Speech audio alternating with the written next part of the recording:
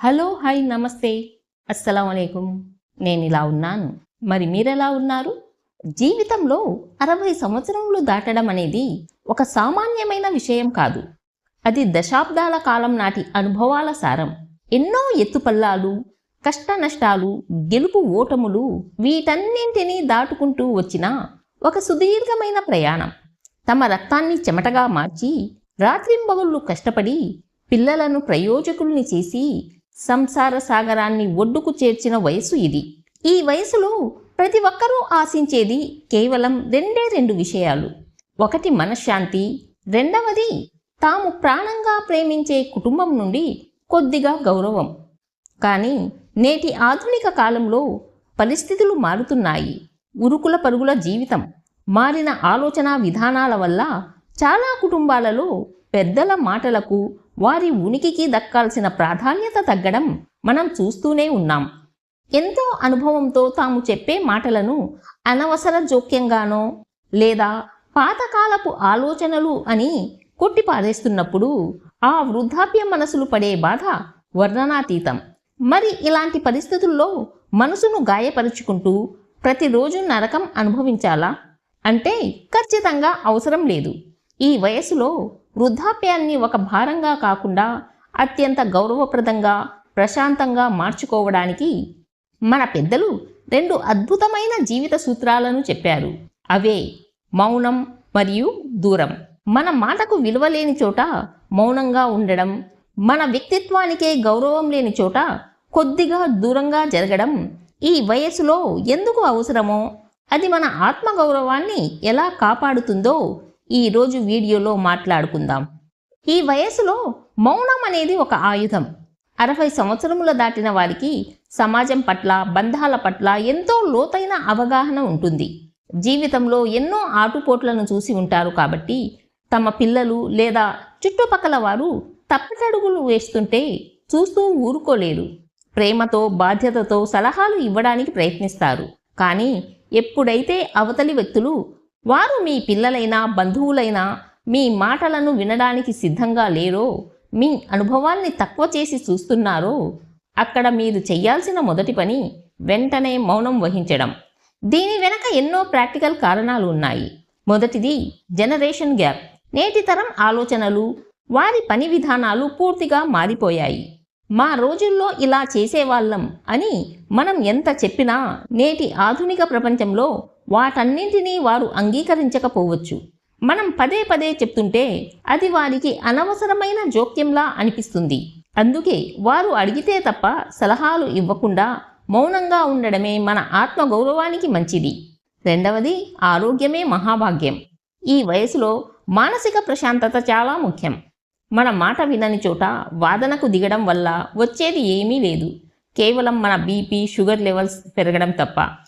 అనవసరమైన చర్చల్లో గొంతు పెంచడం కంటే ఒక చిన్న చిరునవ్వు నవ్వి మౌనంగా అక్కడి నుండి తప్పుకోవడం వల్ల మన ఆరోగ్యాన్ని మనమే కాపాడుకున్న వాళ్ళం అవుతాం. మనం పదే పదే చెప్తే మాట చులకన అవుతుంది.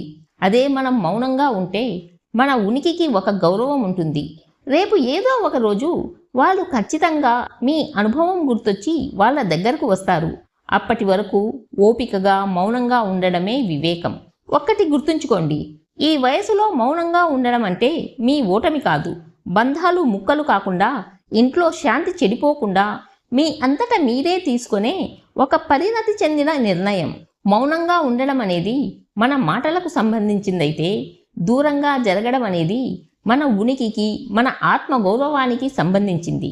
జీవితాంతం రెక్కలు ముక్కలు చేసుకొని కంటికి రెప్పలా పెంచిన పిల్లల కోసం, కుటుంబం కోసం సర్వస్వం ధారపోసిన తర్వాత అదే కుటుంబంలో మన ఉనికి అవతలి వారికి ఒక భారంలా అనిపించినప్పుడు, లేదా మన ఉనికికి కనీస గౌరవం దక్కనప్పుడు అక్కడ బలవంతంగా ఇమడడానికి ప్రయత్నించడం కంటే మర్యాదగా, గౌరవంగా కొంచెం దూరం జరగడమే ఉత్తమమైన మార్గం. దూరంగా ఉండడం అంటే ఇల్లు వదిలి ఎక్కడికో వెళ్ళిపోవడం కాదు. ఒకే ఇంట్లో ఉంటూనే వారి వ్యక్తిగత విషయాలు, వారి సంసార నిర్ణయాల్లో తలదూర్చకుండా మన పరిధిలో మనం ప్రశాంతంగా ఉండడం. పిల్లల జీవితాలను వారి ఇష్టానికి వదిలేసి మనం ఒక సాక్షిలా మారడం. మనసు గాయపడడానికి ప్రధాన కారణం అతిగా ఆశించడం. పిల్లలు మనతోనే సమయం గడపాలి, మనల్ని అడిగే ప్రతిదీ చెయ్యాలి అనుకోవడం వల్లే బాధలు వస్తాయి. ఎప్పుడైతే మనం మానసికంగా కొంచెం దూరం జరిగి ఆశలు తగ్గించుకుంటామో అప్పుడు ఎలాంటి నిరాశలు, మనస్తాపాలు మన దరి చేరవు. ఈ వయసులో దూరంగా జరగడం అంటే ఒంటరితనం కాదు, మనల్ని మనం కొత్తగా ఆవిష్కరించుకోవడం. పిల్లల చుట్టూనే తిరిగే మన ప్రపంచాన్ని భక్తి, ధ్యానం, ప్రకృతితో సమయం గడపడం, పాత స్నేహితులతో ఫోన్లో మాట్లాడడం లేదా నచ్చిన పుస్తకాలు చదవడం వైపు తిప్పాలి. మనకు మనమే ఒక ఆనందమయ ప్రపంచాన్ని నిర్మించుకోవాలి. మౌనం, దూరం అనేవి ఇతరులపై కోపంతోనో సమాజంపై ద్వేషంతోనో చేసే పనులు కావు. అవి వృద్ధాప్యంలో మన ఆత్మగౌరవాన్ని కాపాడుకోవడానికి, మనసుకు అపారమైన ప్రశాంతతను చేకూర్చడానికి మనం తీసుకునే వివేకవంతమైన నిర్ణయం. ఈ సుదీర్ఘ జీవిత ప్రయాణంలో 60 సంవత్సరాల మైలురాయిని దాటిన తర్వాత గడిచిన కాలం గురించి పశ్చాత్తాపపడడానికో లేదా రాబోయే భవిష్యత్తు గురించి, పిల్లల గురించి అతిగా ఆందోళన చెందడానికో ఎంత మాత్రం సమయం లేదు. ఎందుకంటే ఈ వయసులో మనకున్న ప్రతి క్షణం ఎంతో విలువైంది, ఎంతో పవిత్రమైంది. సంపాదన, బాధ్యతలు, బంధాల వెనక పరుగులు తీసిన జీవితానికి ఇక చాలు అని విశ్రాంతినిచ్చి అంతరంగ ప్రయాణాన్ని, అంటే మనల్ని మనం తెలుసుకునే ప్రయాణాన్ని ప్రారంభించాల్సిన సమయం ఇది. ఈ వీడియో చూస్తున్న పెద్దలకు నాదొక చిన్న విన్నపం. బంధాలను తెంచుకోవాల్సిన అవసరం అస్సలు లేదు, కానీ ఆ బంధాలపై ఉన్న అతిగా ఆశలను వదులుకుంటే చాలు. ఎవరి ఇష్టాయిష్టాలతోనో, ఎవరి ప్రవర్తనతోనో మీ సంతోషాన్ని ముడిపెట్టకండి. మీ సంతోషం మీ చేతుల్లోనే ఉంది. ఈ వయసులో ప్రతిరోజు ఉదయం లేవగానే మీ ఆరోగ్యం పట్ల శ్రద్ధ పెట్టండి. తోటి సమవయస్కులతో కాసేపు ఆనందంగా మాట్లాడండి. మీకు నచ్చిన దైవ చింతనలోనో, ధ్యానంలోనో కాలం గడపండి. మీ మనసును నిశ్చలంగా ఉంచుకోండి.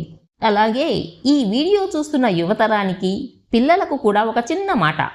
మీ తల్లిదండ్రులు వయసు పైబడినప్పుడు కొన్నిసార్లు పదే పదే సలహాలు ఇవ్వచ్చు. అది వారి చాదస్తం కాదు, మీపై ఉన్న ప్రేమ, ఆరాటం మాత్రమే. వారి మాటలకు విసుక్కోకుండా కనీసం గౌరవంగా వినడానికి ప్రయత్నించండి. వారు కోరుకునేది మీ ఆస్తిపాస్తులు కాదు, కేవలం మీ నుంచి కాస్త సమయం, ప్రేమ మరియు గౌరవం మాత్రమే. గుర్తుంచుకోండి, వృద్ధాప్యం అనేది జీవితం ముగిసిపోవడం కాదు, అపారమైన అనుభవాల సారంతో ప్రశాంతంగా, స్వేచ్ఛగా జీవించాల్సిన ఒక సువర్ణ అధ్యాయం. గౌరవం ఉన్న చోట సంతోషంగా ఉందాం, లేని చోట మౌనంగా, దూరంగా మనశ్శాంతిని వెతుక్కుందాం.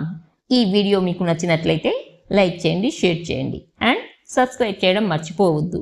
మరో మంచి వీడియోతో మళ్ళీ కలుద్దాం.